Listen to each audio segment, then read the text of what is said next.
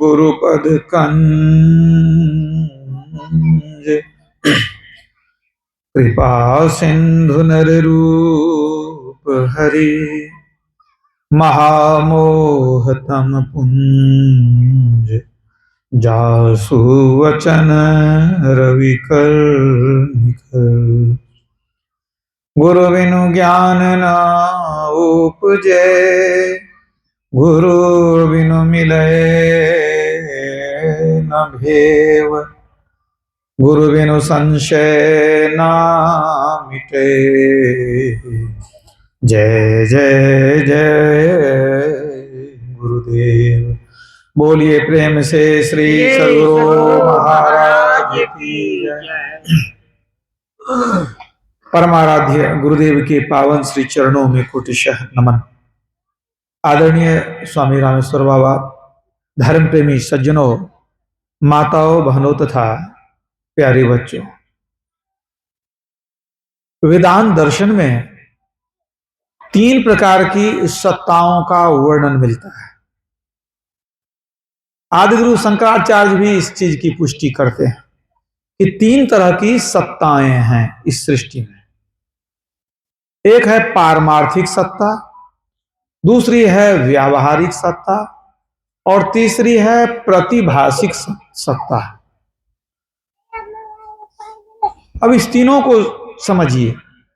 पारमार्थिक सत्ता अर्थात एक ईश्वर की सत्ता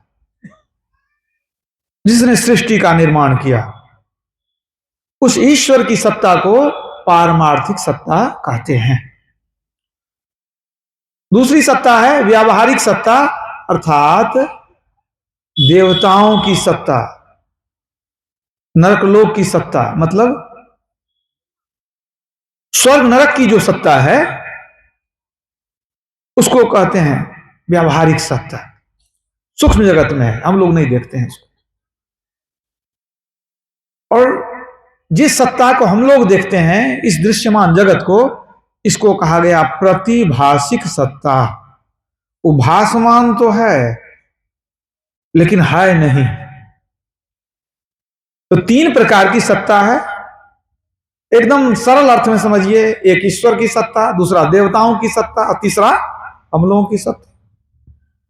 इन तीनों में मूल सत्ता परमात्मा की सत्ता है। मूल है, वह अनादि अनंत है, स्वयं प्रकाश है। और बाकी जो देवताओं की सत्ता है यानी व्यवहारिक सत्ता, और ये दृश्यमान जगत है प्रतिभाषिक सत्ता, ये दोनों कहां से उत्पन्न हुआ? वो पारमार्थिक सत्ता जो थी, परमात्मा की सत्ता, उसी से ये सब उत्पन्न हुआ है। एकमात्र ईश्वर थे, ब्रह्म थे, दूसरा कुछ था ही नहीं। एकमात्र ईश्वर, कुछ भी नहीं, कोई देवता नहीं, कहीं कुछ नहीं।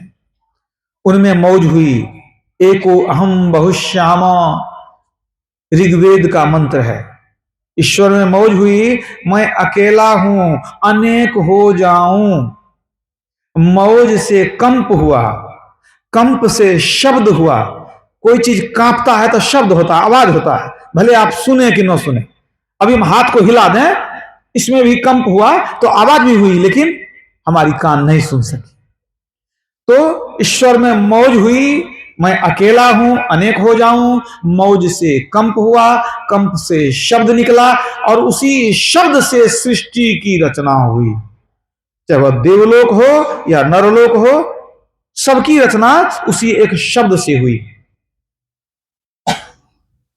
दादू दयाल जी महाराज ने कहा, एक शब्द थे सब किया, ऐसा समर्थ सोय, आगे पीछे वह करे जो बलहीना होए। परमात्मा पूर्ण समर्थ हैं, एक शब्द से उन्होंने पूरी सृष्टि की रचना कर दी। आगे पीछे वह सोचता है जो कि बलहीन है, जो सक्षम नहीं है। मान लीजिए आपको 4 काम दे देंगे, तो आप सोचिएगा ये काम पहले करें कि इसको करें, इसको करें कि इसको करें। आगे पीछे कौन सोचेगा? जो कि समर्थ नहीं है। और जो समर्थ है, एक बार में सब काम खत्म। मतलब अब कोई कहेंगे कि पहले मुर्गी को बनाया गया कि पहले अंडा बना, पहले पेड़ बना कि पहले बीज बना। ये सब प्रश्न बेकार है। सब कुछ एक साथ बना। मुर्गी बनी तो अंडा भी बना, पेड़ बना तो बीज भी बना, दिन हुआ तो रात हुआ, सब कुछ एक साथ, एक शब्द थे, सब किया, आगे पीछे नहीं कि एक दिन ये करेंगे एक दिन वो करेंगे। कुरान शरीफ में लिखा है कि 6 दिन में जो है सो क्या कहते हैं कि सृष्टि का निर्माण किया अल्लाह ने, और 7वें दिन आराम करने लगे। बाइबल में कहा गया कि 6 दिन तक जो है सो धरती जमीन आकाश को बनाए, और 7वां दिन उस सिंहासन पर जाके बैठ गए। तो सिंहासन पर बैठ जाएगा तो उसको देह रहेगा तो ना बैठ जाएगा। जरा सोचिएगा, सिंहासन पर कौन बैठेगा? जिसको कमर रहेगा देह रहेगा वही ना बैठेगा। मतलब सगुन हो गया ना। तो सगुन सृष्टि की रचना कैसे कर सकता है? सगुन जो खुद अपने लाचार है, एक जगह है तो दूसरा जगह नहीं है, वो सृष्टि की रचना क्या करेगा? वो तो अपने अक्षम है, अक्षम है, लाचार है वो। तो हमारा परमात्मा जो है वह निर्गुण निराकार अनंत है। पूरी सृष्टि की रचना उसने कर दी। तो सृष्टि की जो रचना कर दी मतलब सब कुछ बना, तो जो बनेगा उसका नाश होगा कि नहीं होगा? जो बनेगा सबका नाश होगा ना। जो उगए सो अस्तवय, कभी ऐसा हुआ कि सूर्य उग गया तो उग गया, कभी अस्त नहीं होगा। जो उगए सो अस्तवय, जन्मय सो मरी जाए। भगवान राम जन्म लिए थे तो गए कि नहीं छोड़ के संसार? भले 11,000 वर्ष तक राज किए, लेकिन उसके बाद शरीर छोड़े कि नहीं? अपने गए सरजू नदी में, जानते थे कि हमको जाना है, समय पूरा हो गया, सरजू नदी में चले गए, शरीर छोड़ के जहां से आए वहां चले गए। तो जो उगए सो अस्त भय, जन्मय सो मरी जाए, और जो चुनिए सो ढही पड़े, अब फूले सो कुम्हलाए।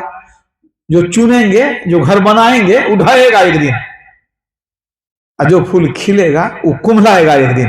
सृष्टि का नियम है, बनेगा तो बिगड़ेगा। तो जब एक ही परमात्मा थे और सब कुछ को उसके बाद परमात्मा ने बनाया, तो जो बनाया तो बिगड़ेगा जरूर, खत्म तो होगा। तब तो क्या सब बनाया? उसी परमात्मा से व्यवहारिक सत्ता भी निकली, और यह जो प्रतिभाषिक सत्ता है दृश्यमान जगत, ये भी उसी से निकला। परमात्मा ने ही दोनों को बनाया, मूल सत्ता, पारमार्थिक सत्ता, और जो दो सत्ता है, देवता की सत्ता या स्वर्ग नरक की सत्ता, इसके बाद ये दृश्यमान जगत, ये संसार, सबको परमात्मा ने बनाया, इसलिए सब नाशवान है। अब किसी के मन में हो जाए कि क्या सही में देवता को भी परमात्मा बनाते हैं, तो आप अपना ग्रंथ पढ़ लीजिए, रामचरितमानस पढ़ के देखिए। शंभु विरंचि विष्णु भगवाना, उपजहि अंशु जासुते नाना, जासु अंश उपजहि गुण खानी, अग्नित लक्ष्य उमा ब्रह्मानी। रामचरितमानस में लिखा हुआ है क्या? शंभु विरंची विष्णु भगवाना। शंभु कहते भगवान महादेव को, भगवान महादेव, भगवान विष्णु, भगवान शिव, ये क्या कहते हैं? ब्रह्मा जी, तीनों, ब्रह्मा विष्णु महेश। उपजही अंश जासते नाना, परमात्मा के अंश मात्र से अनेक उत्पन्न होते हैं। परमात्मा के एक अंश से अनेक ब्रह्मा, अनेक विष्णु, अनेक महेश उत्पन्न होते हैं। अब फिर लक्ष्मी सरस्वती पार्वती ये कहां गई? तो ये भी उसी से उत्पन्न होती है। जासु अंश उपजहि गुण खानी, अगणित लक्ष्मी उमा ब्रह्मानी। अनगिनत लक्ष्मी, उमा, ब्रह्मानी, लक्ष्मी सरस्वती जो भी है, पार्वती, अनगिनत उत्पन्न होती है। जितना जरूरत पड़ा उतना उत्पन्न कर सकते हैं। आप कहेंगे अनगिनत का क्या काम है? अब सृष्टि में एक ही ना ब्रह्मा विष्णु महेश होंगे? जितनी सृष्टि होती है उतने ब्रह्मा विष्णु महेश होते हैं। सृष्टि भी एक ही नहीं होती है। और सृष्टि जब खत्म होती है, ब्रह्मा विष्णु महेश तीनों खत्म। अब बुझ गए ना, जो उत्पन्न होता है वो चला भी जाता है। ब्रह्मा विष्णु महेश किसी आदमी का नाम नहीं है। प्रधानमंत्री, मुख्यमंत्री किसी का नाम नहीं होता है। जो पद पर बैठ गया उसका नाम हो गया। अब 5 साल बाद उतरेगा तो दूसरा होगा ना। बस ब्रह्मा विष्णु महेश किसी का नाम नहीं, एक पद है, वो उस पद को सुशोभित करते हैं। तब ना तुलसीदास जी ने लिखा कि मस कही करई बिरंची प्रभु। प्रभु परमात्मा मच्छर को चाहे तो ब्रह्मा बना दें, तो मच्छर को ब्रह्मा बना देंगे।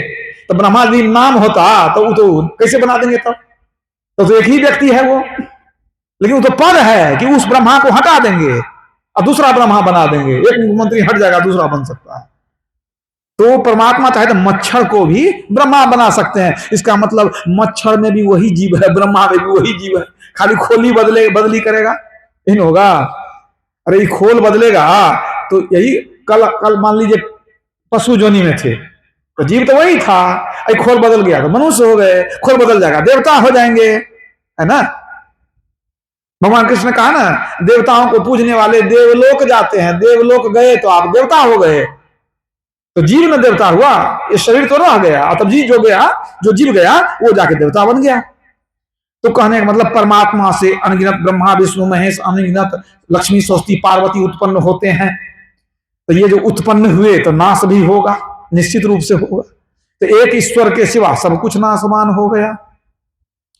इसलिए जगद्गुरु शंकराचार्य ने कहा, ब्रह्म सत्यं जगन मिथ्या जीवो ब्रह्मैव ना परः।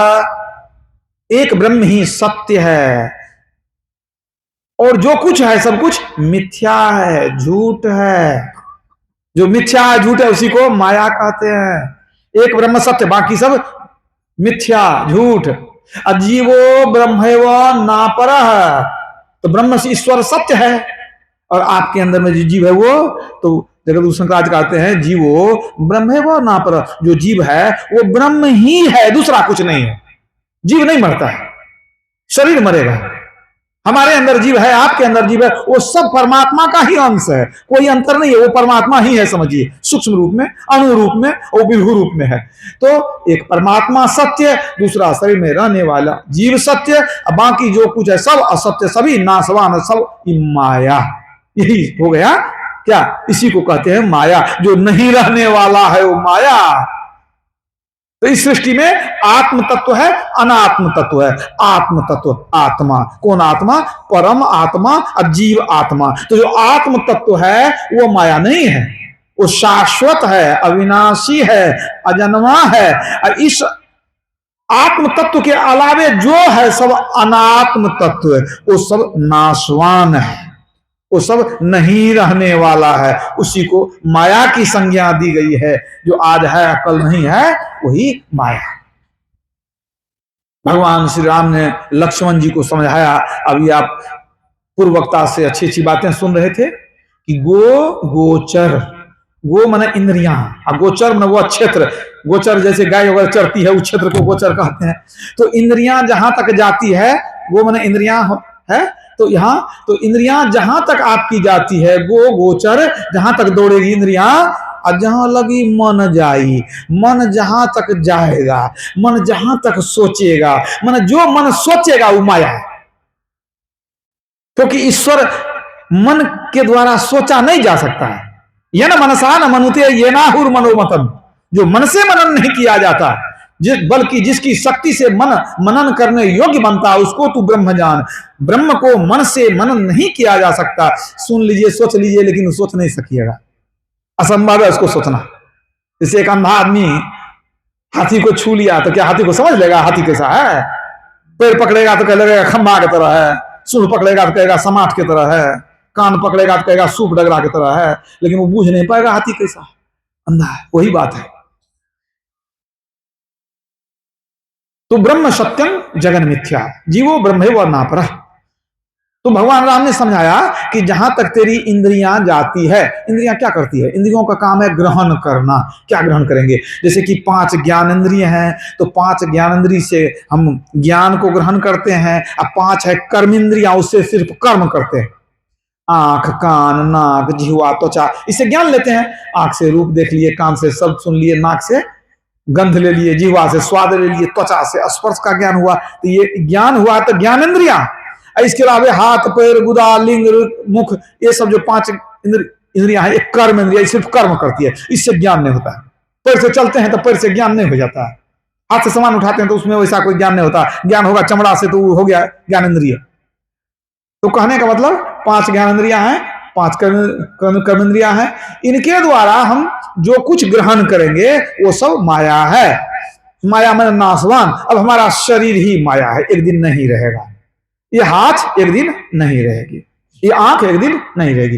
तब ये हाथ जो एक दिन नहीं रहेगी, ये हाथ से जिसको छुएंगे वो भी नहीं रहेगा, क्योंकि छुआ वही जाएगा जो माया है। ब्रह्म छुआ नहीं जाएगा, आत्मा छुआ नहीं जा सकता। तो इस हाथ, ये हाथ नहीं रहने वाली है, माया है, इसे जो छुएंगे वो माया। आंख माया है, जो देखेंगे सो माया। नाक माया है, इससे जो जो गंध लेंगे सब माया, एक दिन समाप्त। कान माया है, तो कान से जो ग्रहण होगा सब माया।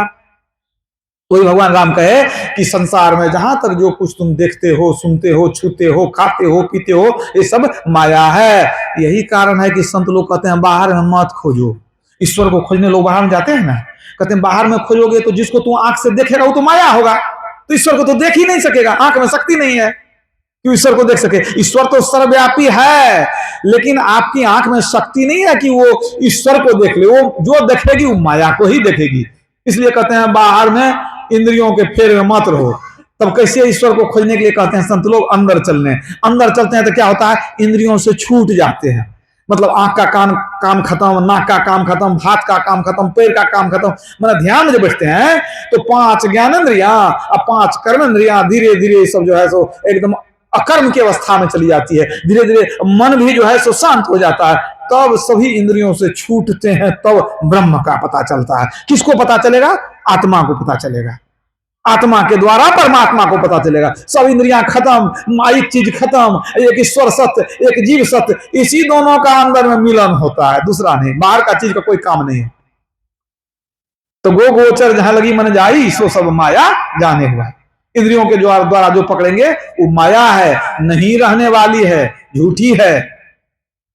इसी को कबीर साहब ने कहा, आवे जाए सो माया साधो, आवे जाए सो माया है प्रतिपाल काल नहीं वाको, ना कहूं गया न आया। आवे जाए सो माया, जो जन्म लेता है या जो बनता है या फिर बिगड़ जाता है, आवे आ जाए, बना फिर बिगड़ गया, वो माया है। और जो न आता है, न जाता है, न जन्म लेता है, न मरता है, सदा एक रस रहता, वही ब्रह्म है, वही ईश्वर है। उसमें कोई परिवर्तन नहीं होता है। प्रतिपाल काल नहीं वाको, ना कहूं गया ना आया। वो परमात्मा न आता है न जाता है। इसीलिए तुलसीदास जी जब राम की चर्चा किए तो राम की चर्चा करते समय वो दोनों राम की चर्चा की है। एक तो निर्गुण ब्रह्म राम, परमात्मा राम, राम ब्रह्म परमारथ रूपा, राम ब्रह्म चिन्मय अविनाशी। माने एक राम है, अविनाशी है। राम ब्रह्म व्यापक जग जाना, ये सब आधी चौपाई सुना रहे हैं आपको रामायण की। तो राम जो है वो व्यापक है, अविनाशी है। तो जो दशरथ नंदन राजा राम थे तो वो तो अविनाशी नहीं हुए, वो तो चले गए, तो विनाश हो गया ना उनका। तो यहां जो कहा गया कि राम अविनाशी है, किसके लिए कहा गया? परमात्मा राम के बारे में। और जब वही कहते हैं कि राम ने भगवान शिव का धनुष तोड़ा और सीता का विवाह राम के साथ हुआ, तो वो ब्रह्म राम नहीं है, वो राजा राम है ना। राम जो है, दशरथ जी मन रोते रह गए, राम जंगल चले गए, वो राम राजा राम है? इसी राम भरत का मिलन हुआ, वो राजा राम से ना। दोनों राम का वर्णन है। तो दोनों राम हैं, लेकिन असल मूल तत्व तो वही परमात्मा राम है ना। वही ना शरीर धारण करके आए राजा के शरीर में, तो मूल तो वही हुए, असल तो वही हुए, उसी से न प्रकट हुए। संसार भी प्रकट हुआ, राम और कृष्ण उसी से प्रकट हुए। तो असल मूल को पकड़ेंगे। जैसे कि एक राम आज नहीं है, एक कृष्ण आए शरीर में आज नहीं है, परमात्मा तो आज भी न है। इतनी बड़ी सृष्टि को कौन चलाता है? इस सृष्टि को पैदा कौन किया? ना हम पैदा किए, ना हमारे बाप पैदा किए, ना हमारे दादा पैदा किए, ना कोई वैज्ञानिक पैदा किया। तो सृष्टि को बनाया कौन? बिना कारण के कार्य होता है? कारण होता है, कारण में कर्ता भी होता है, कर्ता चाहिए ना करने के लिए।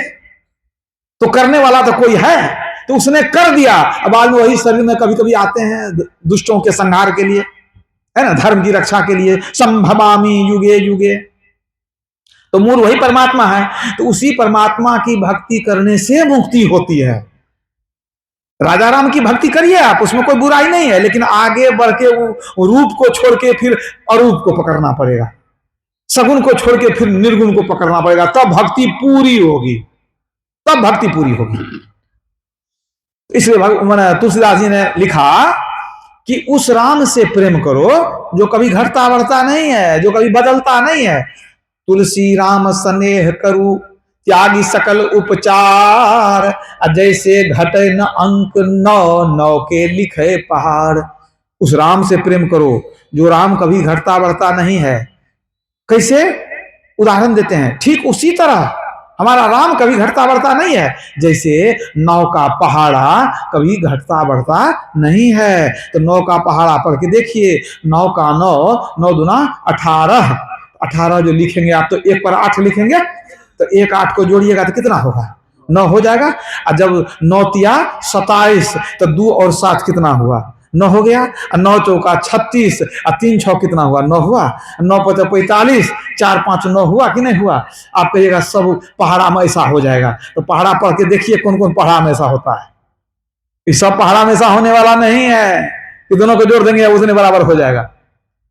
तो तुलसीदास जी ने क्या कहा कि जैसे 9 का पहाड़ा 9 है तो 9 ही है, 9 दूना 18, 8 1 9 है ना, 9 तिया 7 2 7 9, वो 9 9 ही रहता है ऊपर से नीचे तक। इसी तरह हमारा जो राम है वो सब दिन वैसा ही रहता है। वो न जवान होता है, न बूढ़ा होता है, न उसको रोग होता है, न मरता है, न उसको शरीर है। जाके मुंह माथा नहीं, ना ही रूप अरूप, अपूप वास्त है पातला, ऐसा तत्व अनूप। फूल की सुगंधी से भी महीन है वो, मुंह माथा कुछ नहीं है उसको, फिर भी सब काम करता है। पग बिनु चले सुने बिनु काना, कर बिनु कर्म करे विधि नाना। आनन रहित सकल रस भोगी, बिन बानी बक्ता बड़ जोगी। तो एक वो परमात्मा है जो सदा रहने वाला है, वो माया नहीं है, वो अजन्मा अगोचर है, वही हमारा परमपिता है। उसका अंश जीव है, तो जीव अविनाशी है, लेकिन शरीर के बंधन में आ गया है ना, वो तो इंद्रियों के बंधन में है, इसलिए दुख पा रहा है। तो अब ये समझ गए कि एक ईश्वर परमात्मा जो है वो अविनाशी है, उसका अंश जीव भी अविनाशी है, लेकिन जो बनता है, जो जन्म लेता है, उसका नाश भी होता है, वो माया है। अभी आप ये भी सुन रहे थे, मैं अरु मोर तोड़ते माया, आज यही बस किन्न जीव निकाया। हम कहते हैं मैं और तुम, ठीक है, तुम अलग हो, मैं अलग हूं, तुम्हारा कौन है, तुम्हारा कोई नहीं है, हम अलग है, तू अलग है। और ये मेरा है, मैं अरु मोर, और तोड़ते माया, ये तेरा ये मेरा, यहां से ये जमीन आर दे दिए, ये तेरा ये मेरा, ठीक है। ये तेरा ये मेरा कब तक हुआ, जब तक दोनों जिंदा है, और दोनों खत्म हो गया तो तेरा मेरा खत्म हो गया ना। जिंदगी भर तेरी मेरी किया और सब तेरा मेरा खत्म हो गया। तो मैं अरु मोर तोड़ते माया, तो जो ये तो सोचते हैं कि नहीं तू अलग है हम अलग है, तो अलग क्या है, शरीर ना अलग है, लेकिन शरीर के अंदर जो है वो अलग नहीं है, यही तो माया है, समझ में नहीं आता है। ना ब्राह्मण ना शूद्र न सैयद शेख है, हम तुम कोई ना ही बोलता एक है। सभी को हटा दीजिए, तो जो मेरे अंदर बोल रहा है वही आपके अंदर में बोल रहा है। वो क्या काला गोरा है, वो क्या लंबा नाटा है ना, माइक छोटा हो बड़ा हो, बल्ब छोटा हो बड़ा हो, बिजली एक ही है, कोई अंतर नहीं है बिजली में, टेस्टर देके देख लीजिए। तो वही कहते हैं ना ब्राह्मण ना शूद्र ना सैयद शेख है, हम तुम कोई ना ही बोलता एक है। आत्मा तो एक ही एक है, इसके अलावे जो संसार है वो माया है। तो जीव जब ईश्वर से अलग हुआ, शरीर के बंधन में आ गया, इंद्रियों के बंधन में आ गया, अब वो माया में फंस गया। जीव जो है माया में फंस गया। जीव जबते हरिते बिलगानो, तबते देह गेह निज जानो, माया बस स्वरूप बिसरायो, यही भ्रमते नाना दुख पायो। सृष्टि का निर्माण हुआ, जीव ईश्वर से अलग हुआ, आकर के इस संसार शरीर में फंस गया। जीव जबते हरिते बिलगानो, तब से शरीर को अपना घर समझ लिया, तब ते देह गेह निज जानो, शरीर को घर समझ लिया। माया बस स्वरूप बिसरायो, माया में फंसने के कारण, संसार की आसक्ति के कारण अपने को भूल गया, स्वरूप बिसरायो, भूल गया ईश्वर के अंश हम ही हैं, हम ईश्वर के अंश हैं, भूल गया। यही भ्रम ते नाना दुख पायो, यही भ्रम के कारण दुख है। अगर पता चल जाए हम ईश्वर है, सब दुख यही खत्म, सब दुख यही खत्म। भूल गए अपने आप को, हम कौन है, हम अपने को शरीर समझने लगे, ये संसार को अपना घर समझने लगे। ये संसार हमारा घर नहीं है, हमारा घर तो वहां है जहां हमारे पिता है। पिता कौन है, परम पिता परमात्मा। इसलिए गुरु ने क्या कहा, जनी लिपटोरे प्यारे, जग परदेसवा, सुख कछु ही वहां नाही। तो सुख कहाँ है? सुधि करू प्यारे हो आपन देश के, जहवा कलेश कछु नाही। बताइए, इस संसार में कोई सुख नहीं है, परमात्मा के पास कोई दुख नहीं है, फिर भी यही रहना चाहते हैं, वहां जाना नहीं चाहते। यही माया है। क्यों? यही अच्छा लगता है? नहीं, सब कुछ अच्छा है। माया बहुत अच्छी लगती है। माया में इंद्रियों का भोग होता है, इंद्रियों को सुख मिलता है, छोड़ के जाना नहीं चाहते हैं। एक बार इंद्र भगवान किसी कारण से सूकर जोनी में चले गए। कर्म फल सबको होता है, याद रखिएगा। आप पुण्य किए, स्वर्ग गए, देवता बन गए, बहुत दिन तक पुण्य भोगिए, पुण्य खत्म होगा तो पुण्य छीन सोई देव स्वर्ग से नरक में आवे। नरक में जाता है जीव, और जब पाप पुण्य को भोग लिया स्वर्ग में, पाप को भोग लिया नरक में, अब तो हिसाब बराबर हो गया ना, सब पाप पुण्य खत्म। अब क्या होगा? मुक्ति नहीं मिल जाएगी। अब आपको फिर से ऊपर चलना है मनुष्य योनि की तरफ। कैसे चलेंगे? तो अब जब पाप पुण्य दोनों भोग लिए, तो अब बहुत वर्ष तक, कितने जन्मों तक माने आप पेड़ पौधा बनेंगे, क्या कर अंकुरज, पेड़ पौधा घास पात बनेंगे कितने जन्मों तक। उसमें से फिर बहुत दुख काटने के बाद फिर ऊपर निकलेंगे, तब कहां जाएंगे? कीड़ा मकोड़ा बनेंगे अनेक जन्म तक। फिर वहां से बहुत जन्म दुख पा करके निकलेंगे, तब बनेंगे पक्षी। तब वहां से भी जब बहुत दिन दुख पाएंगे, उसके बाद बनेंगे पशु। अब पशु से तब क्या होगा? कबहु करी करुणा नर देही, देत ई सबिनु हेतु सनेही। तब कबहु करी करुणा नर देही, तब मनुष्य भी मिलेगा। ये इतना घूम के आना है आपको, तुरंत नहीं आ सकते हैं। तो एक तो स्वर्ग गए, फिर वहां से नरक जाइए, फिर जाके पशु पक्षी की जोनी में जाइए, कब मनुष्य मिलेगा ठिकाना नहीं है। बार बार नरदेह नहीं सुन ले वीर रे, चेत सके तो चेत कहे कबीर रे। बहुत पुण्य किए थे हम लोग, मनुष्य मिला है, कहा जानी कछु पुण्य प्रगटो, तो मानो खा अवतार, नहीं है सो जन्म बारंबार। तो मैंने क्या कहा कि जो स्वर्ग जाते हैं वो नरक भी जाते हैं, फिर वो 84 में भी घूमते हैं। इसी तरह से एक बार इंद्र भगवान को शुकर जोनी में जाना पड़ा, तो उनको पहले पता बता दिया गया था। उनको मालूम था कि हमारा इतना कर्म फल है, इतना दिन शुकर जोनी में रहेंगे, इसके बाद हमको शरीर छोड़ के अपना इंद्रासन संभालना है। फिर से जैसे कोई अफसर सस्पेंड हो जाता है कुछ दिन के लिए, और उसके बाद फिर उसका सस्पेंशन खत्म होता है, तो फिर जाके नौकरी मिल जाती है। तो कुछ दिन के लिए इंद्र पद छूट गया, वो चले गए कहाँ? तो शुकर जोनी में। अब उनका समय पूरा हो चुका था, अब वहीं पड़े हुए हैं। तो देवताओं ने बैठक किया कि उनका समय पूरा हो गया, सिंहासन खाली है, अरे देवदूत को भेजा जाओ। उनको कहना कि आप सुअर बन के पड़े हुए हैं, वहां पर जो है सो सिंहासन खाली, आपका समय खत्म हो गया, चलिए वहां, अब यहाँ क्यों पड़े हैं? वो जब गया वहां पर, तो वहां जब गया ना, तो कहता है कि इंद्र भगवान से कहता है देवदूत कि महाराज आप तो इंद्र हैं, आप तो यहाँ पड़े हुए हैं, आपका तो यहाँ पर समय समाप्त हो चुका है, अब काहे पड़े हुए हैं? चलिए वहां पर, वहां इंद्र भगवान इंद्र है, आपको बहुत सुख है, राजा है, यहाँ क्या कीचड़ में पड़े हुए हैं। तो इंद्र भगवान ने कहा कि तू मूर्ख है, देखो हमारे छोटे छोटे कितने प्यारे प्यारे बच्चे हैं, सब किलकारी मारते हैं, हमारे देह पर खेलते हैं, ये आनंद कहाँ मिलेगा? ये जो प्यारे प्यारे बच्चे हैं, इसका आनंद छोड़ के हम जाने वाले नहीं हैं, हमको बहुत आनंद है यहाँ। माया कैसे फंसाती है सो देख लीजिए।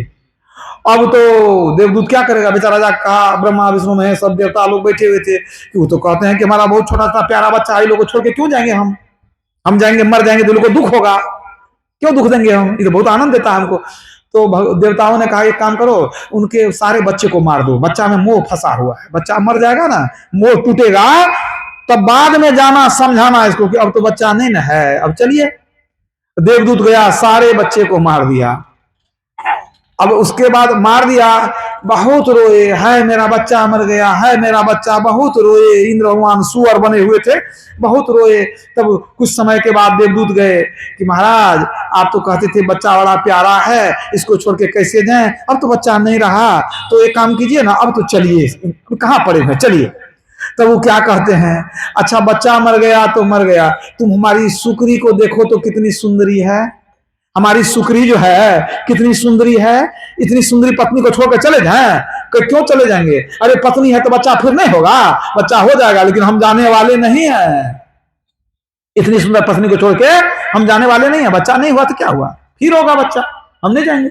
अब जाकर के फिर जाकर के जो है कहा जाकर के देवदूत ने देवताओं को, क्यों तो कहते हैं कि पत्नी सुंदरी है, फिर बच्चा हो जाएगा, हम नहीं जाएंगे। तो कहते काम करो पत्नी को ही मार दो, एक बहुत मोह है इसको, है पहले बच्चा में मोह, पत्नी में मोह, पत्नी को ही मार दो। अब पत्नी को भी जब मार दिया, बेचारे छाती पीट के रो, बहुत रोए, इतना दुखी हुए, इतनी हाय मेरी सुंदरी मर गई, हाय मेरी सुंदरी चली गई। अब बहुत रोए, बहुत रोए, इतना रोए कि खाना पीना तक छोड़ दिए। अब सुअर योनि में क्या खाते होंगे सो आप भी बुझते हैं, लेकिन उसको भी खाना छोड़ दिए, नहीं बुझे, वो भी खाना छोड़ दिए। और उसके बाद कुछ दिन के बाद फिर से आते हैं देवदूत, उन्होंने कहा कि देखिए आपकी जो है सो पत्नी भी सुंदरी थी, चली गई। हाँ चली गई, हम कैसे जिएंगे, हम तो खाना पीना छोड़ दिए, हमको तो बहुत दुख है, अब हमको जीने का मन नहीं करता है। कहा अच्छा जीने का मन नहीं करता है, अब मौका अच्छा है, लोहा गर्म हो तो चोट करना चाहिए। कहा क्या, तो एक काम कीजिए ना, अब छोड़ दीजिए, हाँ क्या मोह करते हैं, चलिए इंद्रासन खा लिया, तो इंद्र ना है ना, वहीं से आए थे आप, आपको तो कुछ ही दिन के लिए यहां आना था, आपका समय पूरा हो गया, तो चलिए आप छोड़िए, अब स्त्री नहीं है, बच्चा नहीं है, छोड़िए। तब वो क्या कहते हैं कि ना हम नहीं जाएंगे, हमारे कुटुंब के सब आए थे हमको समझाने के लिए कि तू चिंता नहीं करना, अरे घर परिवार में पत्नी बच्चा नहीं है तो क्या हम लोग हैं कि नहीं है, हम लोग किस दिन काम देंगे। इतना ही नहीं, जब हम लोग हैं तो तुम्हारा दूसरा विवाह कर देंगे, तुमको दूसरी सुकरी ला देंगे, लेकिन छोड़ के जाना नहीं, हमारा फिर से विवाह हो जाएगा, दूसरी सुकरी मिल जाएगी, हम नहीं जाएंगे। अब तो देवता लोग माथा पीट रही है, हे भगवान ऐसा मोह, ऐसी माया, घोर माया है, अब क्या किया जाए। देवता ने कहा उसी को मारो, उसी को मार दो, शरीर छूटेगा तब वो बुझेगा। अब सब देवदूत मिल करके जब इंद्र भगवान को मार दिया, सूकर का शरीर छूट गया, और जब जीव निकला तब देवता तब देवदूत ने कहा महाराज देखिए तो कहां पड़े हुए थे आप, कीचड़ में मैला में पड़े हुए थे, इतना दिन से सिंहासन खाली है, का परेशान हो गए। इंद्र भगवान बड़े लज्जित हुए, बहुत लज्जित हुए, कहे क्या बतावे, और जब तक उस शरीर में थे ना बहुत लज्जा आती है, सही में हम इस कीचड़ मैला में पड़े हुए थे, हमको लज्जा आती है, मैंने क्या बतावे, जब तक उस शरीर में थे तो हमको लगता था कि इससे सुंदर आनंददायक दूसरा शरीर नहीं है, हम यही समझते थे, हम मनाते थे कि हे भगवान सब कोई मर जाए, सब सुअर बन जाए, कहे कि इसमें बड़ा आनंद है, हम सोचते थे कि सब सुअर बन जाए, यही सोचते थे। कि अब ज्ञान हुआ कि कितना हम माने कहां कीचड़ में पड़े हुए थे, ये तो घोर दुख की बात है कि हम यहां पड़े हुए थे, अज्ञान की अवस्था में थे हम। तब वहां से जब निकले तब जाकर के फिर अपना सिंहासन संभाले। तो कहने का मतलब देवता भी इस तरह से माया में फंसते हैं, इंद्रियों के भोग में फंसते हैं। देखिए आप जितना भोग करते हैं उतना अधिक माया में है, इंद्रियों के भोग से उपराम हो रहे हैं तो माया को त्याग रहे हैं, यही समझिए आप। भूलियु मन माया उर्झायु, नानक साहब ने कहा भूलियु मन माया उर्झायु, जीव जीव कर्म कियु लालच लगी तिह तिह आप बंधायु। संसार में जितना लालच करते हैं उतना बंधन में पड़ते हैं, उतना माया में पड़ते हैं, ये भूला हुआ मन माया में फंस गया है, इसी इंद्रिय भोग को ही सुख समझता है, असली सुख को भूल गया है, यही तो माया है। तो तुलसीदास ने क्या लिखा कि जैसे हम ईश्वर से अलग हुए, शरीर को अपना घर समझ लिए और माया में फंस गए, अपने आप को भूल गए, यही हमारे दुख का कारण है। इसी बात को तुलसीदास जी ने रामचरितमानस में भी लिखा, ये तो विनय पत्रिका में कहा कि जब ते हरिते बिलगानो, जीव जब ते हरिते बिलगानो, ये विनय पत्रिका की वाणी है। अब जब रामचरितमानस पढ़ते हैं तो वहां देखिए ईश्वर अंश जीव अविनाशी, चेतन अमल सहज सुख राशि। आगे सो माया बस भयो गोसाई, अब बंधे कीर मरकट की नाई।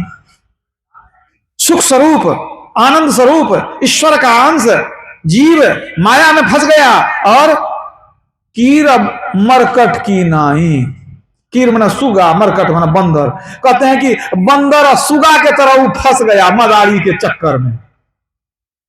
बंदर क्या करता है, ये मदारी क्या करता है, एक घड़ा लिया छोटा छोटा मुंह वाला, छोटा मुंह, और पेट बड़ा रहता है, उसको क्या किया जंगल में ले जाके गाड़ देता है, और उसके अंदर में मिठाई, कड़ी मिठाई, बड़ी सी मिठाई डाल देता है, लड्डू, और तोड़ तोड़ के उसका चूरन बाहर में गिरा देता है।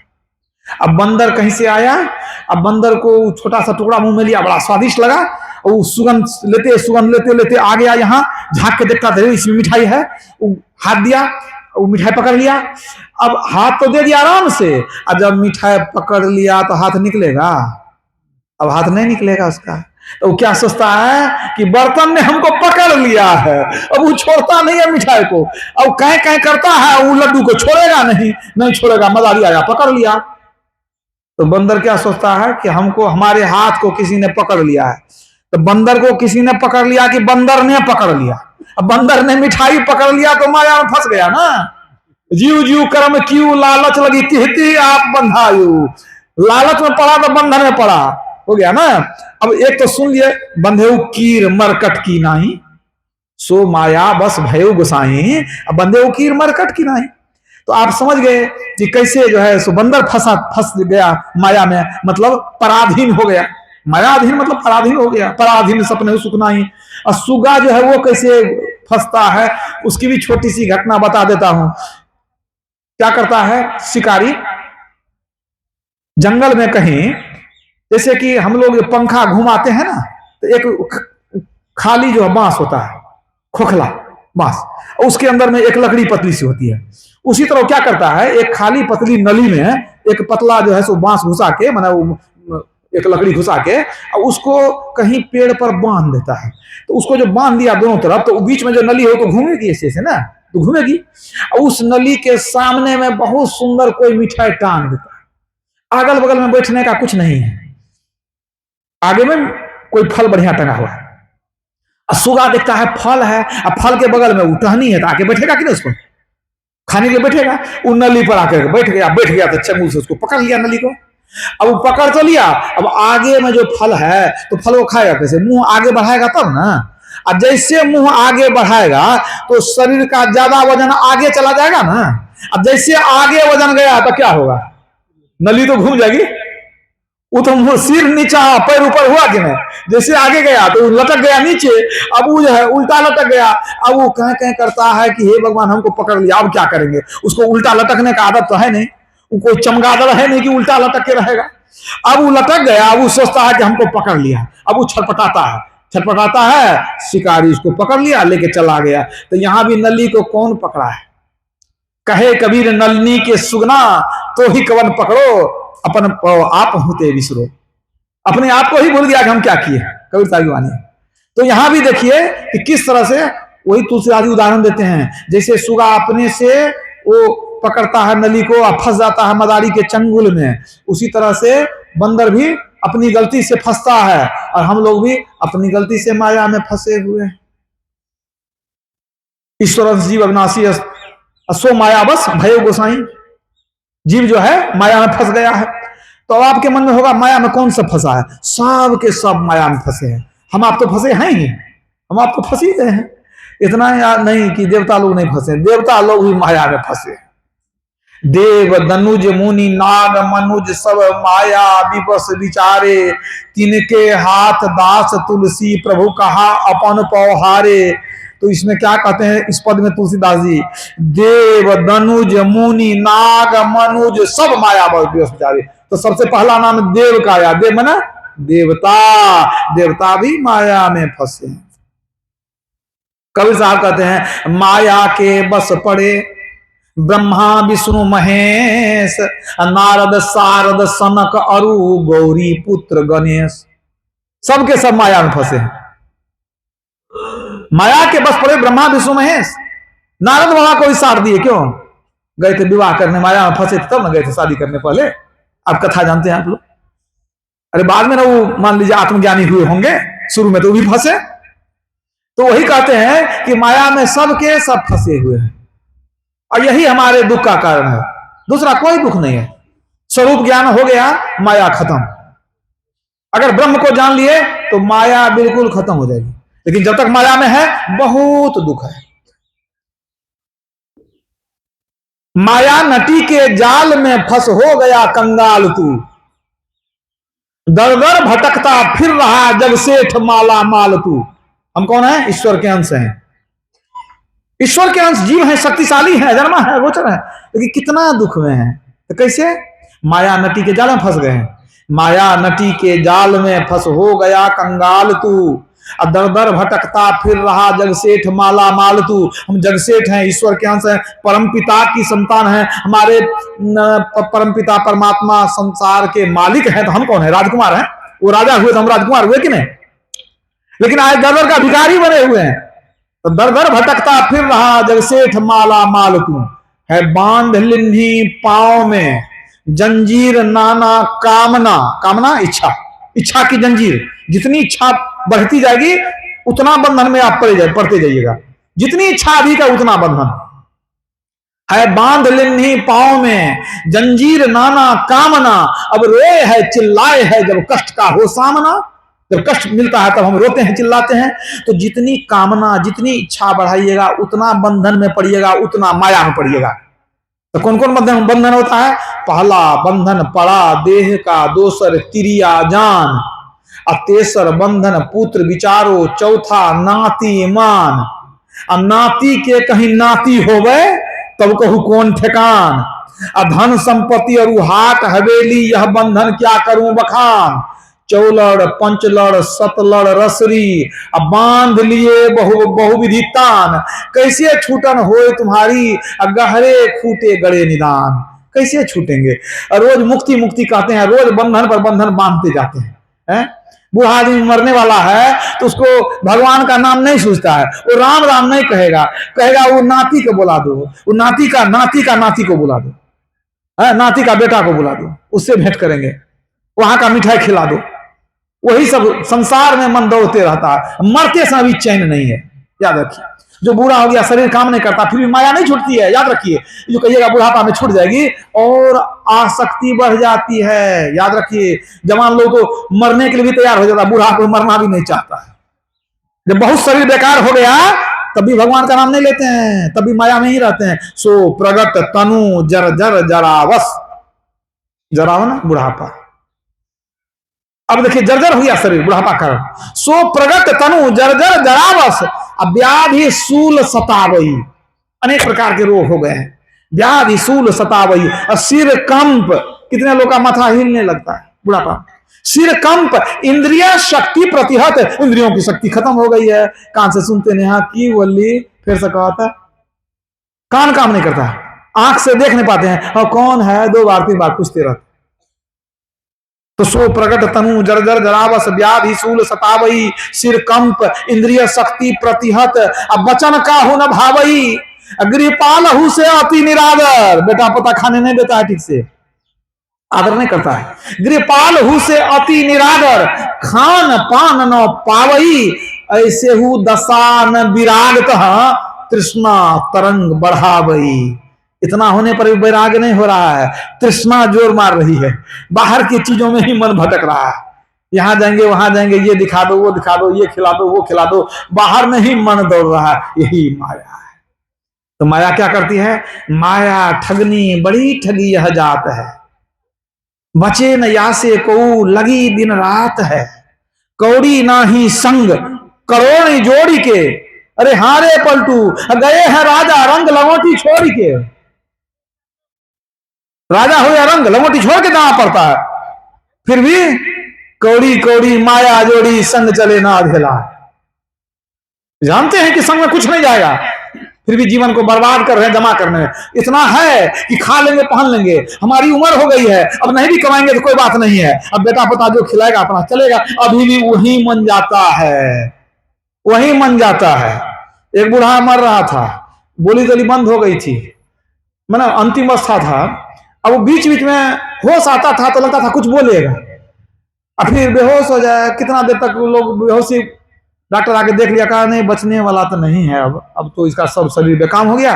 बीच बीच में होश आ जाए तो लगे क्या उठेगा कुछ बोलेगा, बोली नहीं निकले। तो बड़ा बेटा बड़ा लोभी था, वो सोचा कि कहीं बाबू कहीं पैसा वैसा रखा होगा, और कहने के लिए चाहता है कि कुछ बताएगा, हो सकता है कि 2-4-5 लाख कहीं किसी को देनदारी दिया हो, आई बता देता तब मरता तो ठीक रहता।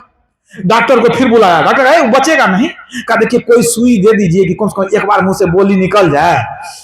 तो वो तो मन में तो रखा था कि कहीं पैसा वैसा कुछ मिलेगा। तो वो छोटा बेटा से दोनों भाई विचार किया कि एक तो सुई बाबू को दिला रहे हैं, तो कहा क्या कि हाँ हाँ दिला दीजिए। अब बाबू को कहेंगे कि राम राम कहिए, कुछ कहेंगे, अंतिम में मुंह से एक बार भगवान का भी नाम, हो सकता है भगवान का नाम लेना चाहते हो, मन में हुआ छोटा बेटा को कि हो सकता है भगवान का नाम लेना चाहते हो, तो तब लेके मरेंगे तो कम से कम बढ़िया गति होगी। और जेठका बड़ा बेटा सोचता था कि कहीं कहीं धन गड़ा होगा तो बताएंगे, डॉक्टर को समझाया, डॉक्टर का बड़ा खर्चा है, 11,000 का एक सुई देंगे, हम पैसा पहले ले लेंगे। अब वो क्या कहेगा नहीं कहेगा सो तू जानो। अब वो कहेगा बस एक बार बोलेगा बोलेगा, उसके बाद तो राम नाम मरना निश्चित है, सुई तो रहेगा पावरफुल, तो एक बार बोलेगा तो बोल देगा, उसके बाद वो बेचारा मरिए जाएगा, कहा तो जो हो जाए, मरना तो है ही। अब दे ही दीजिए सुई, जी के करेंगे क्या, अरे कोई बड़का बेटा पैसा दिया कि कोई बात नहीं, कि एक बार तो उसको बोलेंगे, कहीं बता दिया भेद, कहाँ पैसा गड़ा है नहीं गड़ा है, किसको दिए हैं लाना तगड़ा। और छोटा बेटा सोचते थे कम से कम भगवान का नाम एक बार ले लिए, समझे कि नहीं। 11,000 का एक सुई दे दिया, और दोनों बेटा तो वहीं पर खिदमत में लगा था, किसी तरह कुछ बोले तो सुबह से वहीं लगा हुआ था। जैसे होश आई, बस एक बात मुंह से बूढ़ा को निकला कि दोनों भाई यहीं पर है तो दुकान कौन गया है, इतना कह के मर गया। राम नाम सत्य है, सबका यही गप है। बूढ़ा के दिमाग में घूम रहा था कि ग्राहक घूमता होगा भोर से, दोनों बेटा यही है। अब सोचिए, जाकी सूरत लगी रहे जहां, कह कबीर सो पहुंचे तहां। वो मर के कहां जाएगा, उसी दुकान में चूहा बन के, नहीं तो वो तिलचट्टा बन करके जो है घूमेगा उसी में। याद रखिए, एक बौद्ध भिक्षु था, साधना पूर्ण नहीं हुई थी, समझे कि नहीं। नया कपड़ा कोई दिया था, अभी पहना नहीं था, सोचा था कि पहनेंगे, शरीर छूट गया, शरीर छूट गया तो कपड़ा नया रखा हुआ था। जब शरीर छूट गया तो एक साधु आया और कहता भगवान बुद्ध को कि भंते एक कपड़ा पड़ा हुआ है, ले जाए हम पहन लेंगे। कहने नहीं, इसको मत ले जाओ, छोड़ दो इसको, मत ले जाओ। नहीं ले गया वो। अब कुछ दिन जब बीत गया, जब 2-4 महीना, 3 महीना बीत गया, तो उसके बाद वही सेवक जब आया तो भगवान बुद्ध कहते हैं अच्छा ले जाओ इसको पहन लेना। कहता प्रभु उस दिन हम कहे थे कि दे दीजिए हमको, तो आप कहे थे कि मत लो इसको, छोड़ दो, अभी कहते हैं ले जाओ, तो इसमें क्या कारण हो गया। कहा तू नहीं बुझेगा, कहने प्रभु बता दीजिए कुछ कारण है तो। कहा क्या बता, हम मर करके इसी कपड़ा में चिलर बन के बैठा हुआ था, कीड़ा बन करके बैठा हुआ था, और जब उसको कोई कपड़ा छूता था तो वो चिल्लाता था है मेरा कपड़ा ले रहा है। हम जान रहे थे कि वो रो रहा है कपड़ा खातिर, वो चिलर बन गया था उसमें, कपड़ा में कीड़ा बन गया था उसमें, इसीलिए मना किए थे। अब उसका वो जोनी छूट गया, फिर से वो मनुष्य जोनी में आया, चूंकि कुछ किया है ना भक्ति भजन। समझ गए, समझ गए। तो मरते समय जो भावना होती है तो क्या होता है, देहावसान समय चित्ते यद्यद्विभावयेत तत्तदेव भवे जीव इत्येव जन्म कारणम। मरने के समय जीव जो जो भावनाएं करता है वही वही वह होता है, यही पुनर्जन्म का कारण है। याद रखिएगा, मरने समय तो आप सोचिएगा मरते समय भगवान को याद कर लेंगे, नहीं होने वाला है। जन्म जन्म मुनि जतन कराही, अंत नाम मुख आवत नहीं। आसान नहीं है कि मरते समय भगवान का नाम ले लेंगे। वही बेटा, वही नाती, वही पोता, वही धन, वही संपत्ति, वही कपड़ा, वही वस्त्र, वही में मन लगा रहेगा, समझे कि नहीं। यही है कि माया ठगनी बड़ी ठगी है जात है, बचे न जा से को लगी दिन रात है, कौड़ी ना ही संग करोड़ी जोड़ी के, गए है राजा रंग लंगोटी छोड़ के। सब कुछ छोड़ के जाना है, फिर भी मन वहीं फंसा है, यही माया है। इस माया से निकलना पड़ेगा, कोई उपाय नहीं है। बहुत सुंदर भीम की कथा सुना रहे थे ना स्वामी रामेश्वर, एक रोचक कथा मैं भी सुना देता हूं। एक बार सुदामा जी को भी मन में हो गया कि माया किसको कहते हैं। वो कहते हैं कान्हा हमको बताइए ना माया किसको कहते हैं, हम माया को देखना चाहते हैं। भगवान कृष्ण ने कहा माया से क्या फायदा है, वो तो दुख देने वाली है, उसको देख के क्या कीजिएगा। कहा नहीं, हमको आपको बताना पड़ेगा, आप सबको ज्ञान देते हैं, हमको मित्र हैं, हमको ज्ञान नहीं देते हैं आप। कहा अच्छा ठीक है, आज समय आएगा तो हम बता देंगे माया क्या होती है। कहा अच्छा कुछ दिन इंतजार कीजिए ना। अब क्या हुआ, कहा कहते हैं क्या भगवान कृष्ण कि एक दिन की चलिए हम लोग चलते हैं नदी नहाने के लिए, गोमती नदी में नहाने चलते हैं। अब दोनों आगे नहाने के लिए, दोनों अपना अपना वस्त्र रख लिए किनारे पर, अब दोनों आए अपना पानी में नहाने लगे। भगवान कृष्ण तुरंत 2-4 बार धोए धाए आप पानी से निकल गए। अब सुदामा जी देखते हैं कि बड़ा जल्दी निकल गए, हमको तो अभी और मन है नहाने का। अच्छा 1-2 डूब बढ़िया से लगा लेते हैं, अब मित्र है तो छोड़ के तो नहीं ना जाएंगे, 1-2 डूब और लगाते हैं। अब की जो डुबकी लगाए, जैसे डुबकी लगाए भयानक बाढ़ आ गई नदी में। ऐसी बाढ़ आई एकदम तूफान उफान पानी में जो है ना बहने लग गए, एकदम बहने लग गए।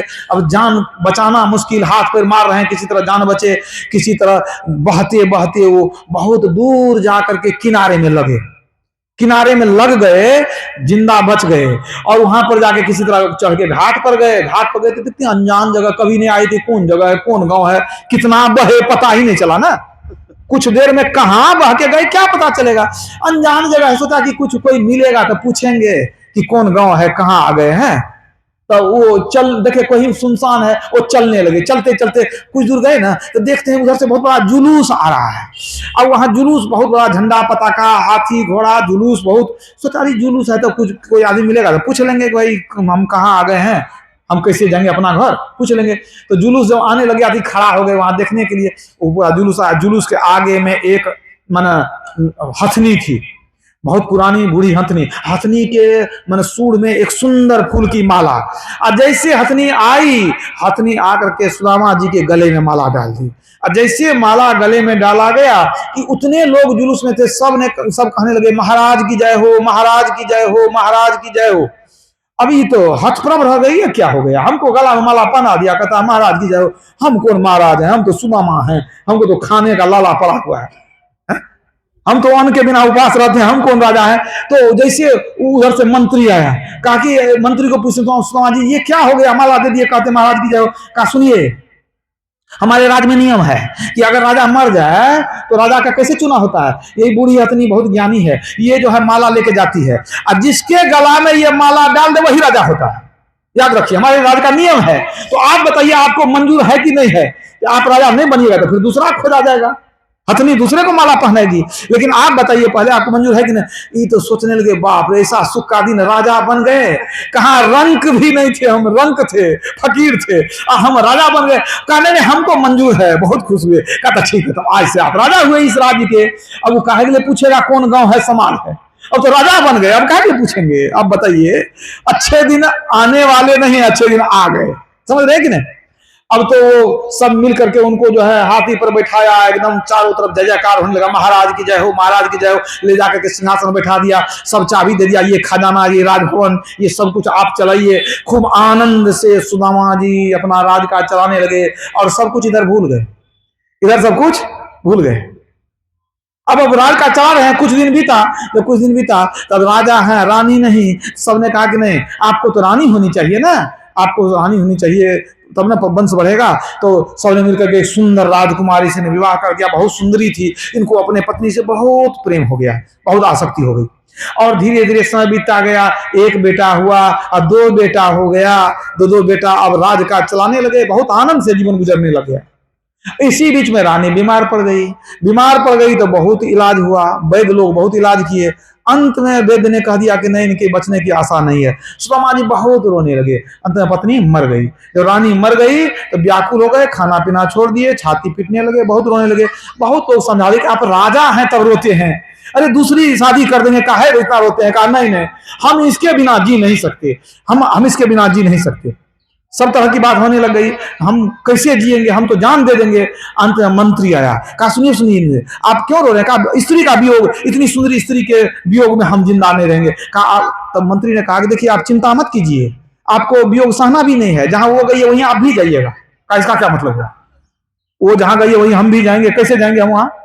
कहा यही तो राज का नियम है। कहा क्या नियम है। कहा देखिए राज का नियम है, चिंता मत कीजिए, राज का नियम है, अगर राजा पहले मर जाए तो रानी उसके चिता पर जल करके मर जाती है, अगर रानी पहले मर जाए तो राजा उस चिता पे जल के मरता है। अब तो कहा कि सही बात है, कि मजाक करता है। कहा नहीं नहीं, ये माया नगरी है ना, ये मायापुरी है, मायापुरी का यही नियम है कि पत्नी मर गई तो आपको चिता के साथ आपको जाना पड़ेगा, खास करके राजा के लिए यही है।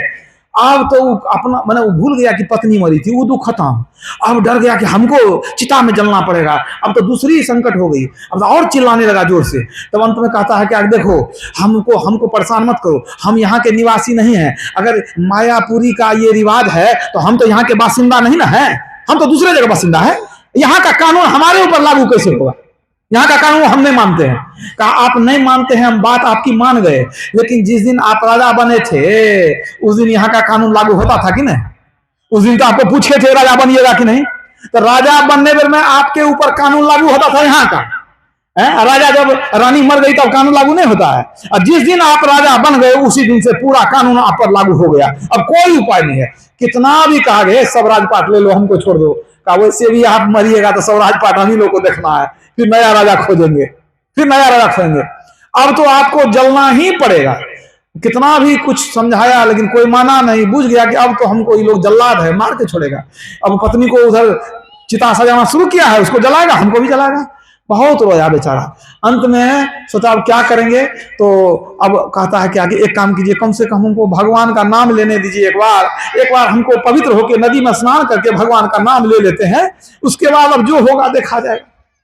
तो कहा हमको नदी स्नान करने दीजिए। मंत्री ने कहा, सेनापति ने कहा, देखो सब आदमी सिपाही तलवार लेके इसके साथ साथ जाना, ये नदी में घूम जाएगा नहाने, और कहीं अंदर ही अंदर कहीं निकल गया दूसरी जगह तब क्या होगा, ये भाग जाएगा तब क्या होगा, भाग जाए तो वहीं सिर कलम कर देना, लाश को ले आना, चिता पर जलाएंगे ना, छोड़ना नहीं इसको। अरे तेरी पूरा फौज के साथ चारों तरफ हाथी घोड़ा सब लेके सैनिक सब कुछ तलवार खोल करके पीछे पीछे चल रहा है, कहा चलो नहाने के लिए। और देखता है पूरा जमदूत मेरे पास चारों तरफ घेर के रखा है, और तो मरने के बिना कोई उपाय नहीं है। अब गया कपड़ा उतार करके भगवान को याद करता है, प्रभु गए काम से, अब तो मौत निश्चित है। अब डुबकी लगाया अंदर में, डुबकी लगाया तो मन होता तो यहीं रह जाए, ऊपर निकलेंगे तो जमदूत खड़ा है, पकड़ के ले जाकर जलाने के लिए। कुछ देर तो सांस रोक के रहा, और जब सांस नहीं रोक सका तो भगवान का नाम लेके एक बार मुड़ी निकाला, कैसे जिंदा रहेगा पानी में। और जैसे सिर निकाला देखने के लिए कि जमदूत सबको देख लेते हैं, नौ भी लेके वो लोग खड़ा था कि भागेगा तो नौ भी से पकड़ेंगे। चारों तरफ देखा तो दिखता कहीं कोई नहीं, एक भी न हाथी न घोड़ा न तलवार न सिपाही, कहीं कोई नहीं, जान में जान आई। और तब जब देखता है आगे तो देखता है भगवान कृष्ण खड़ा होकर हंस रहे हैं, भगवान कृष्ण वही गोमती नदी किनारे खड़ा होकर हंस रहे हैं। अब तो बेचारे के जान में जान आई, वहां जाके चरण पकड़ लिखते, प्रभु प्रभु बहुत दुख झेले हैं प्रभु, आप हमको बताइए जो प्रभु जो देख इतना जो दुख झेले वो सत्य था कि अभी हम संसार देख रहे हैं ये सत्य है, सो बताइए प्रभु बहुत कष्ट झेले हैं। भगवान कृष्ण ने कहा, सुदामा जी आप ही ने कहते माया दिखा दीजिए, हैं आप ही ने कहते, हम आपको समझाते थे ना माया बहुत दुख देती है। कहा प्रभु इतना दिन जो गुजरा, इतना कुछ जो हो गया, का सब माया थी, सब झूठ था, सब समाप्त, सब बेकार है, जो आप भोग के आए सब माया, ये संसार देखते हैं ये भी माया। हे सुदामा जी मेरे अतिरिक्त जो कुछ है सब माया ही माया है, जो सर्वत्र मुझ कृष्ण को का ही दर्शन करता है माया उसको छूती भी नहीं है, जो सर्वत्र मेरा दर्शन करता है, कणकण में राम का दर्शन करता है, कणकण में कृष्ण का दर्शन करता है, माया उसको छूती नहीं है। तो माया का दर्शन हो गया, उनको ज्ञान हो गया कि माया क्या है। ये कथा मैंने आपको सुना दिया, लेकिन देखिए तुलसीदास ने कितना सुंदर लिख दिया, व्यापर है संसार माया कटक प्रचंड, सेनापति कामादि भट्ट दंभ कपट पाखंड। माया की भयानक सेना इस संसार में फैली हुई है, व्याप है संसार में माया कटक प्रचंड, सेनापति कामादि भट्ट, काम क्रोध लोभ मोह ये सेनापति है, दंभ कपट पाखंड ये सब योद्धा है, सिपाही है, सबको बस में किए हुए। लेकिन जो माया सब जगह ही न चावा, जासु चरित लखी काहू न पावा, सो प्रभु भ्रू बिलास खग राजा, नाच नटी इव सहित समाजा। जो माया पूरे संसार को नचाती रहती है, वो माया प्रभु परमात्मा के भाव के इशारे पर नटीन के तरह नाचती रहती है।